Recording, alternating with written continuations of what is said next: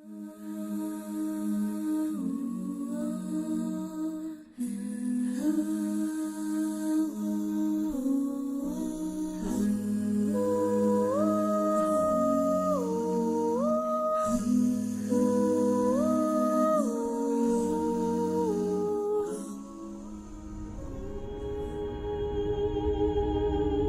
came all this way on the railroad? Yeah. I left behind all those peoples.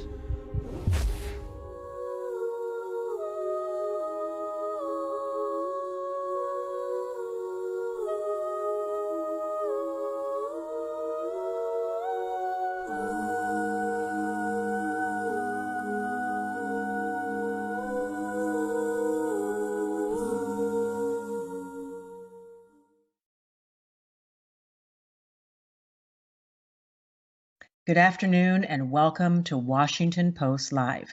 I'm Michele Norris. I'm a columnist at the Washington Post, and we're speaking today with Barry Jenkins about his powerful and much anticipated series, The Underground Railroad. Barry, it's so good to talk to you again.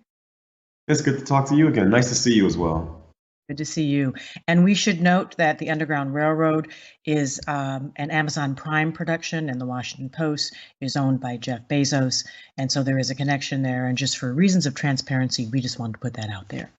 So this is an adaptation of an award-winning book, now adapted by an award-winning director. And as we saw in the introduction, you deliberated on whether or not you should bring this project to film. What was it that you were deliberating about? Was it the largeness of the subject? Was it the painful chapters that you would have to go through as a director and then bring the viewer through? Or was it whether you wanted to lean into that silence that you talked about and force people to look at something they ignore? Yeah, it was a combination of all those things. It was just the very delicate nature of the subject matter. Also too, I was thinking in recreating this era and creating these images, what am I going to do to the cast and crew, who were tasked with embodying these characters. And so it was a combination of all those different things, trying to have the moral, the ethical conversation with myself about why it was I wanted to make this. And then also, too, really debating if it was necessary to give voice to this very turbulent time in our nation's history, even through the magical realist alternative history gaze given to us by the brilliant Colson Whitehead. How did you take care of the cast? Because let's just say up front, this is tough viewing. I mean, it's tough in all kinds of ways. You hit painful parts of my soul that I didn't even know were there in these 9 episodes. And so how did you take care of the cast on set, and how did you take care of yourself? Yeah, we had a guidance counselor slash therapist on set, a woman named Miss Kim White, who's a licensed clinician. And she was great.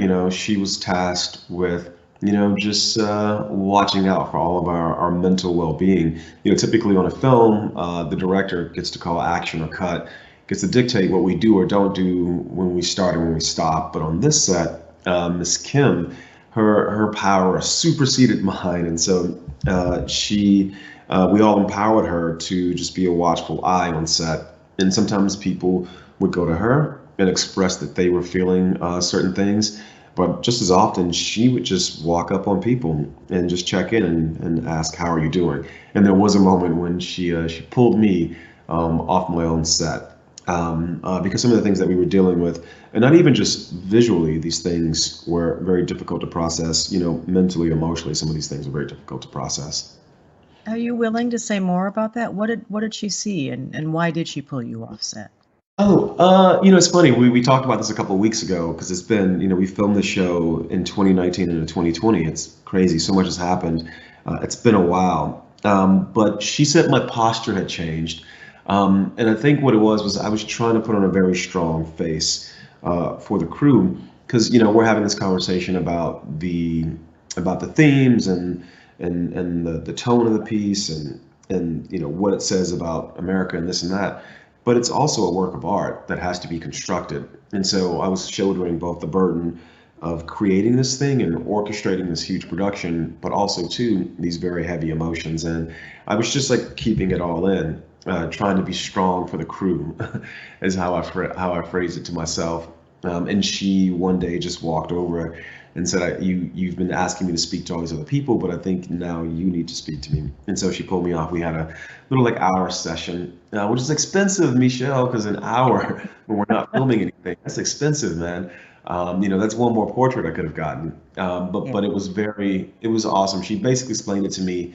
It's great that you want to be strong for this crew, but who is going to be strong for you if you don't find a way to process and at least share this burden? Yeah.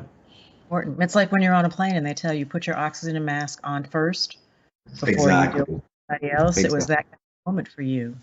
So a lot of people have read this book, but let's walk through the characters. At the center of this story is this petite woman who is strong in will and strong in character, and her name is Cora.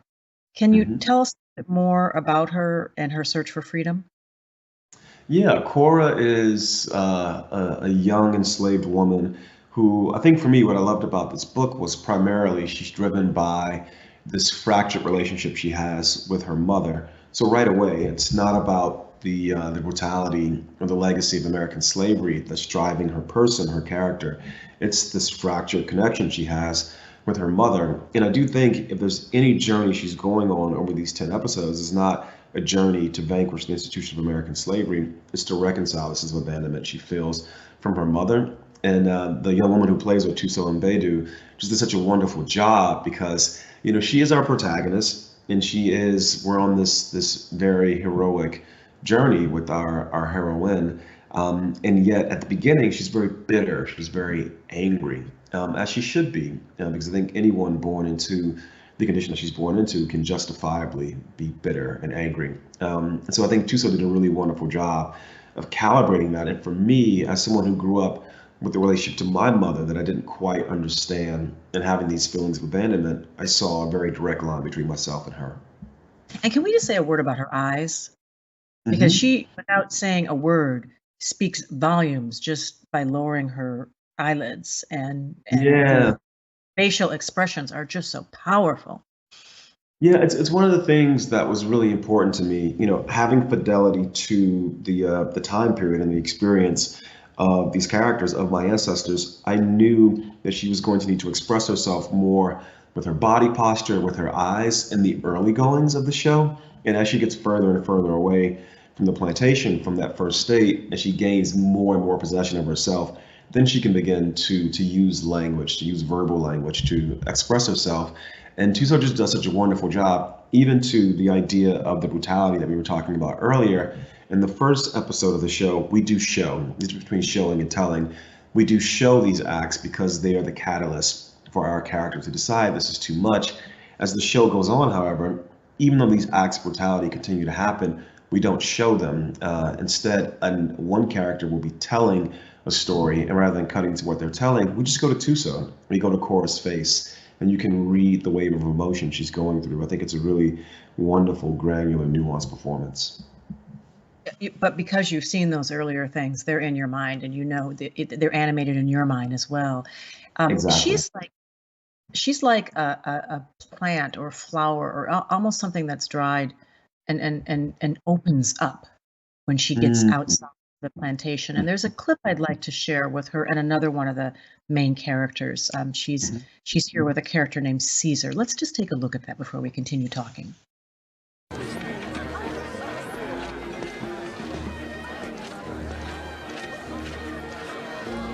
Milady, may I have this dance, Miss Carpenter? You may.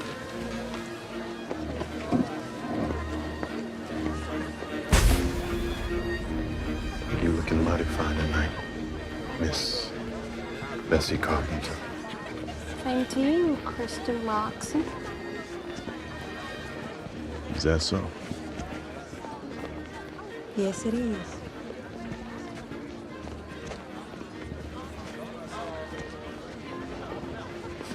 suit you.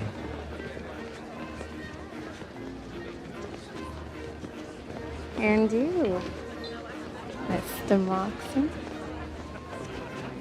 And you.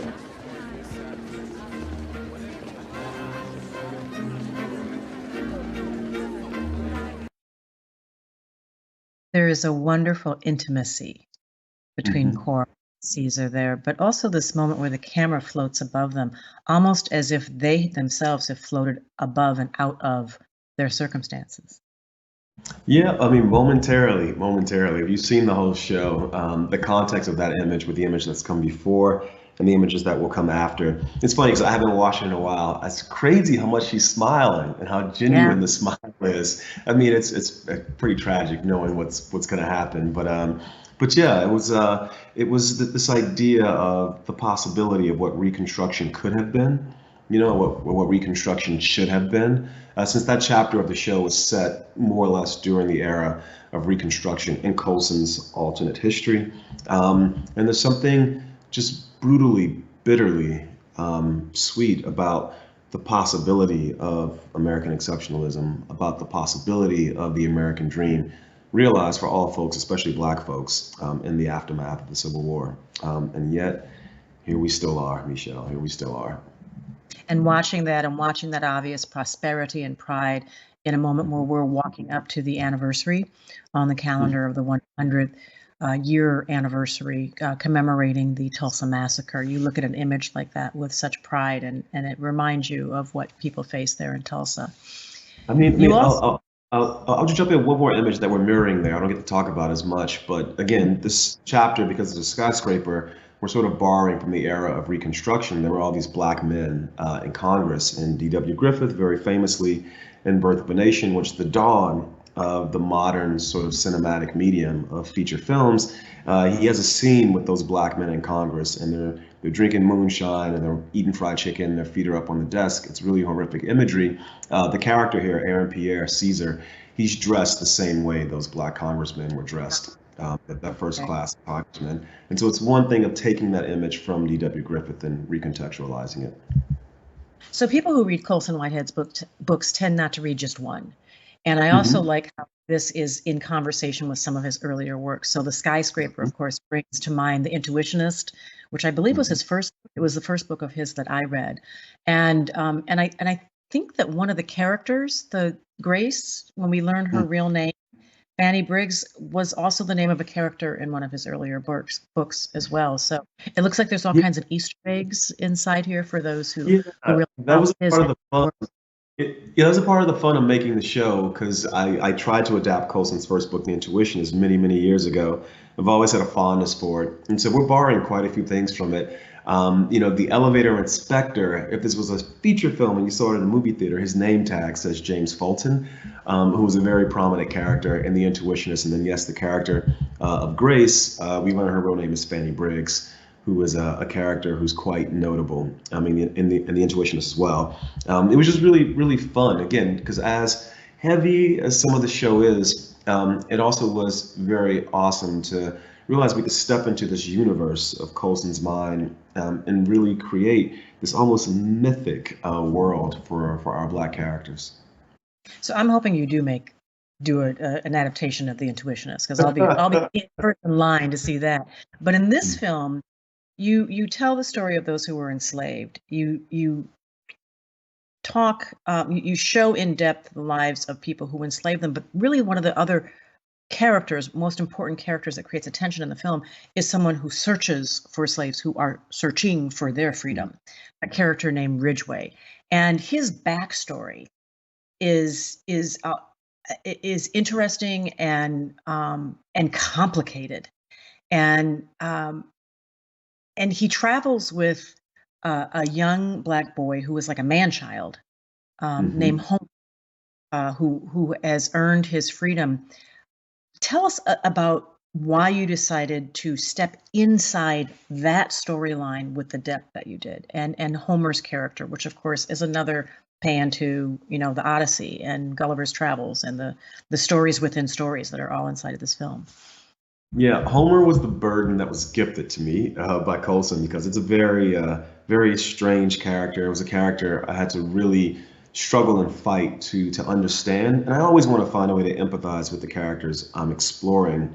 And he was a very difficult one to empathize with. And yet I think that's the challenge of creating art. You know, you want to be led into places you don't quite understand or you're fearful of. I think something really beautiful comes out of that. And the young actor who plays Homer, Chase Dillon, who was 10 at the time of filming, he did just such a wonderful job embodying this young dude in a way that he is a fully realized person with very strange motivations.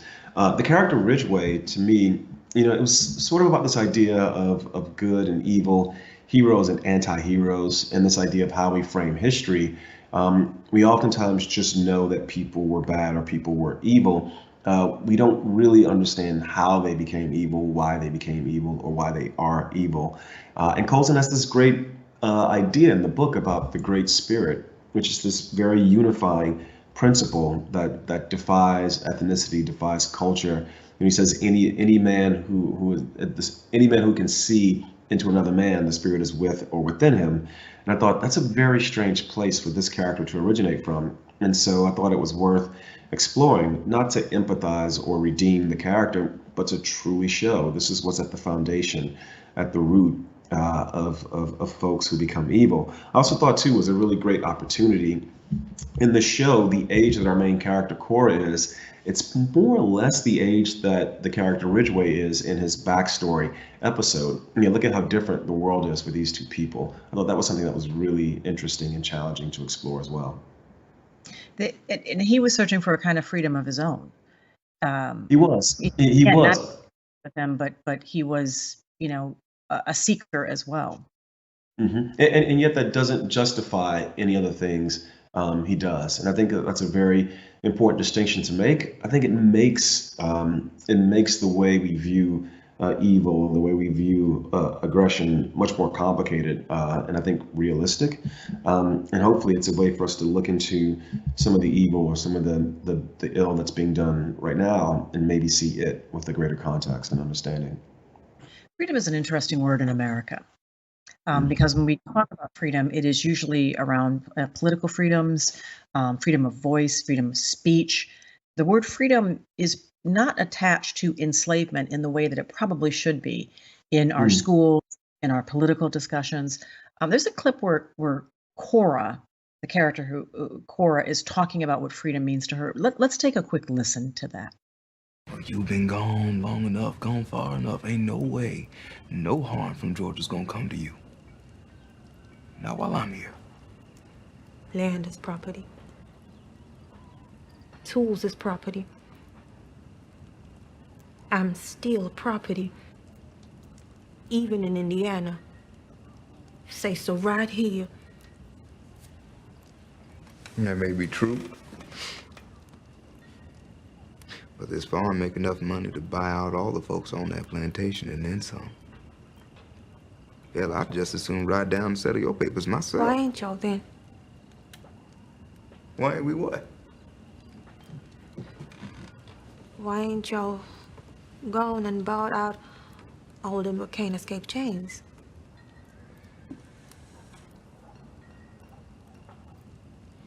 I don't know. Maybe it ain't right yet. You know, nothing lasts forever, especially for black folks. Maybe we just holding on to what we can hold on to. Protecting our own and growing all the while. Guess that make Mingo right about me then. I ain't one of y'all.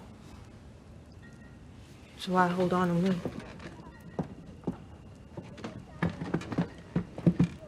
When that boat happen, however it go, I'm honored. It ain't gonna come to that, I promise you. No.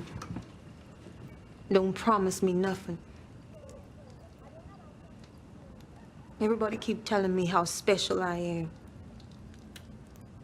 What good is a railroad if only special folk can take it? What good is a farm full of freedom if only special folk can till it?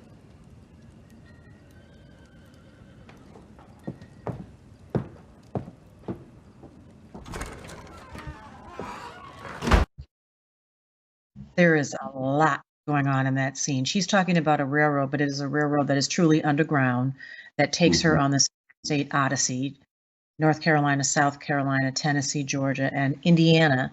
And she's talking with someone who has the ability and freedom to use their wealth and their will to provide freedom for others. And at the same time, she's talking about herself, who is in a state of freedom, but doesn't feel it in her mind. And so it seems to be that you're saying almost that the hardest jails to escape sometimes are gateless.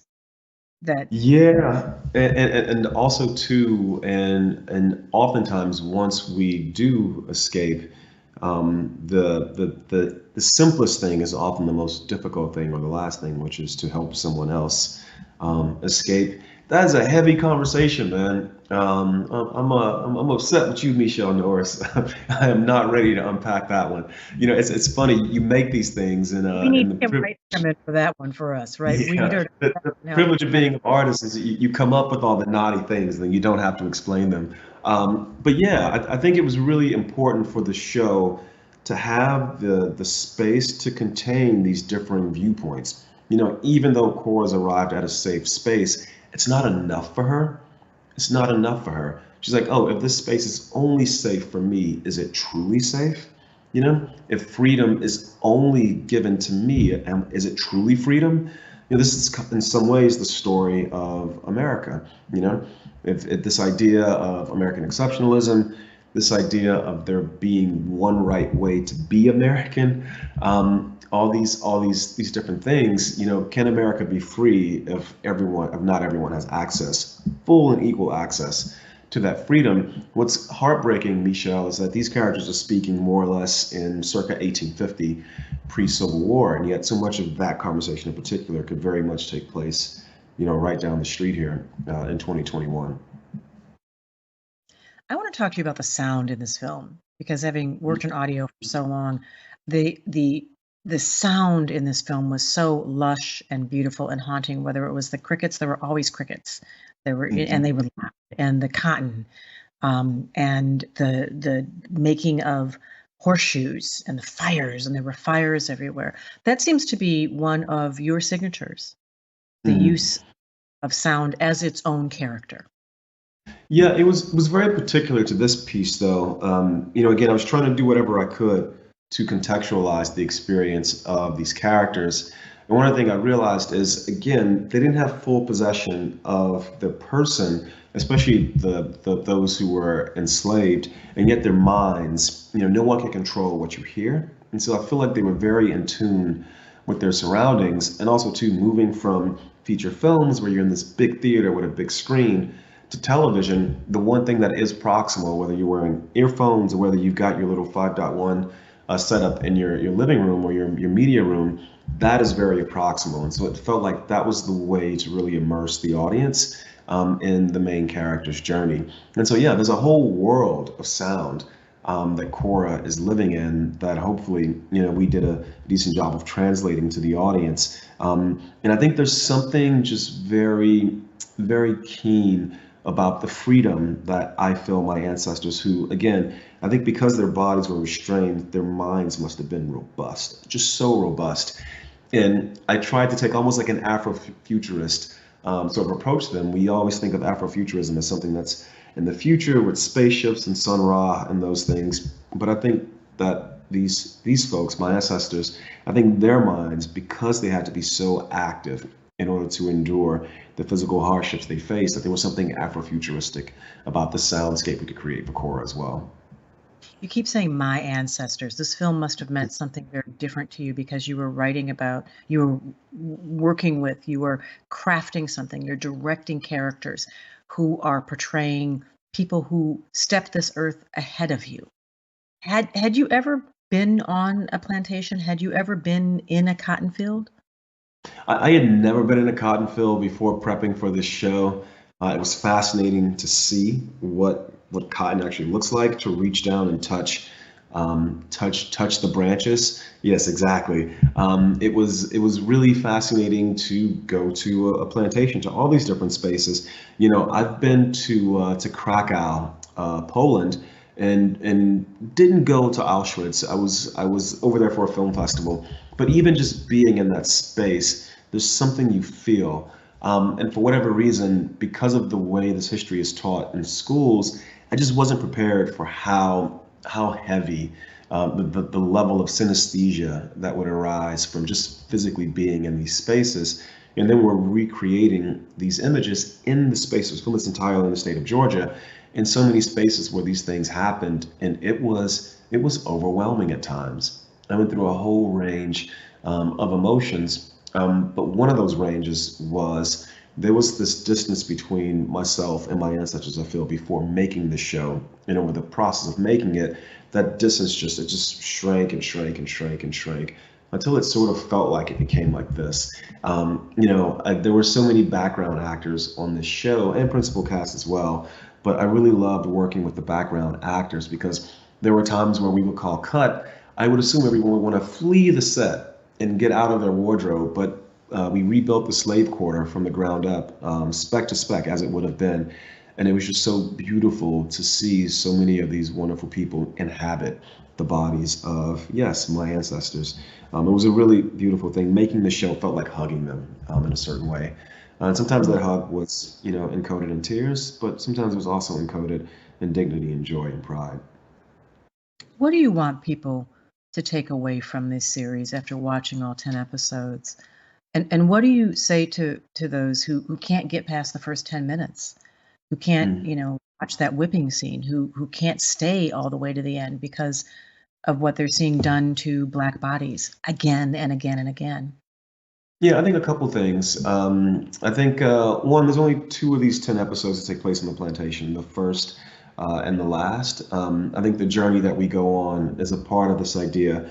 I think, I've been saying that we're trying to refer to my ancestors now as enslaved rather than slaves. And what that does is it places the onus on what was done to them. It takes the onus off of defining who they were or what they did. And I think the show, over the course of its 10 episodes, it seeks to recontextualize, to fill in this very flat depiction of who they were, and recontextualize and repurpose that image to show what they did, who they were, how they lived, and how they endured. We think of sacrifice as being this thing that's wrought in death. And I think in this case, if there's anything I've learned about my ancestors through this, was the sacrifice was in living. And I wanted to really give a 3-dimensional depiction of the lives that they lived.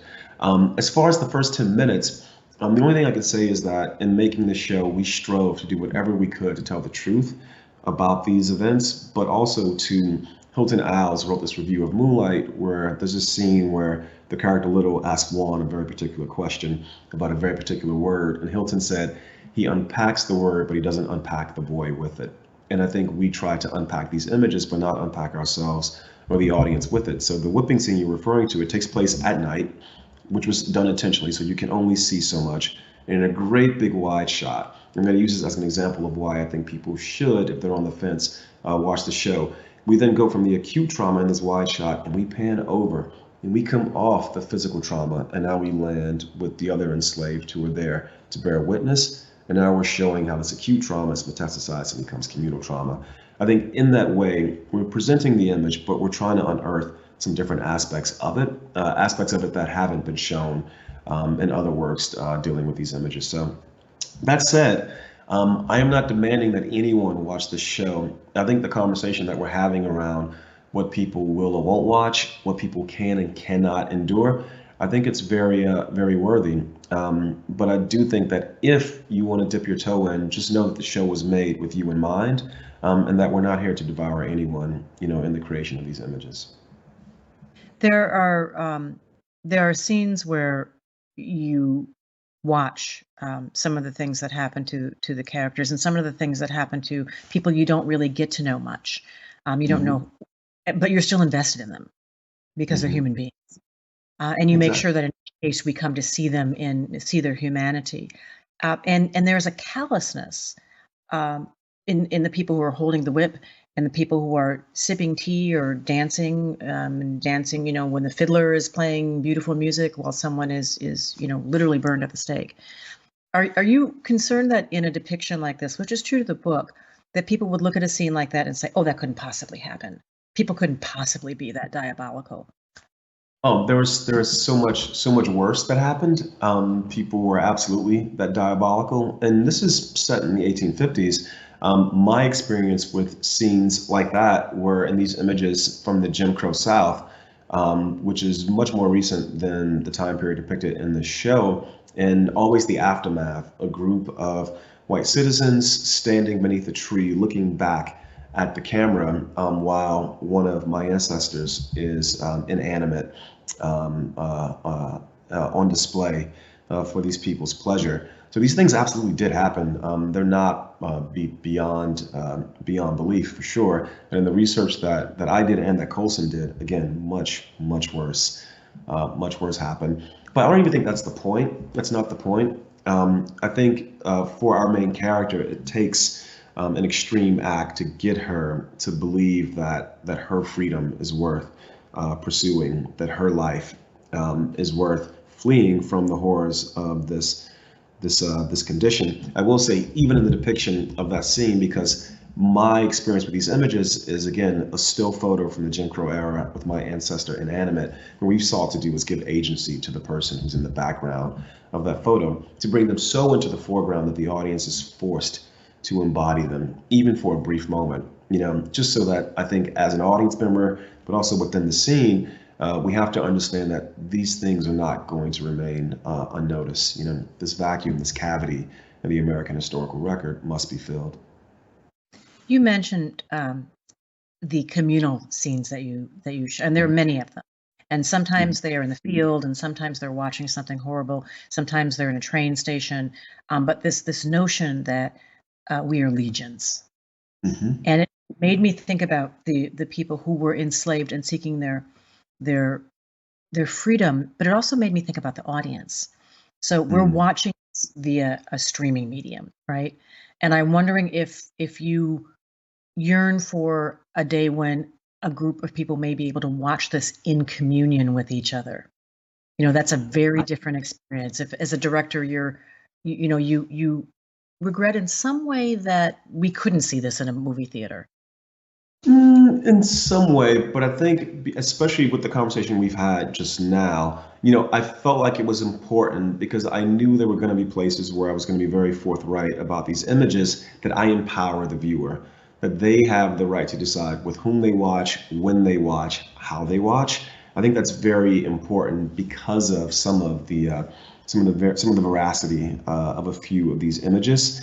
That said, there is a communal nature to the show, especially in the later chapters, and nothing would make me happier, especially because I've had the experience. Many of the shots you're talking about were not planned.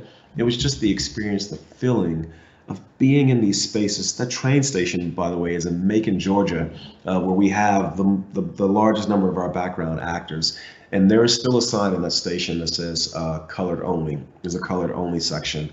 And to have all these Black people overrun, dominate the space, in the service of honoring, all these Black folks who came before us, all our ancestors, there was something so beautiful about it that I had to stop production. And basically, I'm that grandma now running around going, okay, baby, get in the photo. We got to take a picture of everybody. Get cousin this and cousin that. Everybody get in.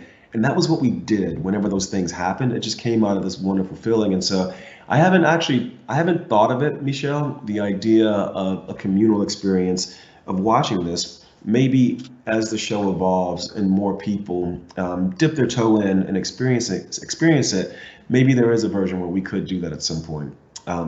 Yeah. But it had to be television. It had to be.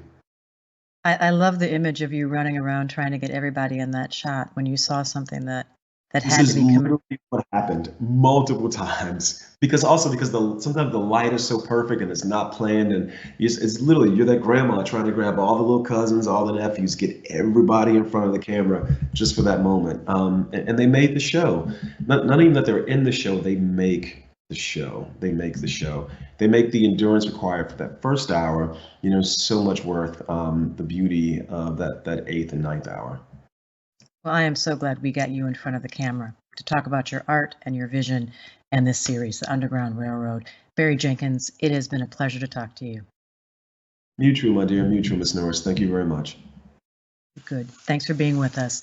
And that's it for this conversation. I hope you will join my colleague Tracy Jan on Tuesday, June 1st at 12:30 p.m. in conversation about the 1921 Tulsa Race Massacre. Important to remember that day, and hope you will join Tracy for that conversation. She'll be speaking with Mary Elliott and Paul Gardolo from the National Museum of African American History and Culture. Don't miss it. I'm Michele Norris, and thank you for watching Washington Post Live. Have a great day.